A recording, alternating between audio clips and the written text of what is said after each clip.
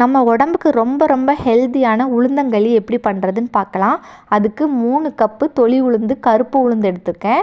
அப்புறம் பார்த்திங்கன்னா 1/2 கப் பச்சரிசி வந்து எடுத்திருக்கேன். இது ரெண்டையுமே நல்லா ட்ரை ரோஸ்ட் பண்ணி ஆறுனதுக்கப்புறம் மிக்ஸி ஜாருக்கு மாற்றியாச்சு. அதுக்கப்புறம் பார்த்திங்கன்னா 1 கப்பு நாட்டு கருப்பட்டி எடுத்திருக்கேன். நாட்டு கருப்பட்டி அப்புறம் இதை தூள் பண்ணிடணும். தூள் பண்ணதுக்கப்புறம் இந்த கருப்பட்டியை வந்து நம்ம பாத்திரத்தில் போட்டு அதுக்கு 3 கப்பு வந்து தண்ணி ஆட் பண்ணணும். 1 கப்பு கருப்பட்டினா 3 கப் தண்ணி ஆட் பண்ணி நம்ம நல்லா கொதிக்க வைக்கணும். அது நல்லா கொதித்து வந்ததுக்கப்புறம் நல்லெண்ணெய் வந்து மேலே ஊற்றிக்கணும். அப்போ தான் அது வந்து நல்லா மிக்ஸ் ஆகி ஸ்மெல் வந்து ரொம்ப சூப்பராக இருக்கும்.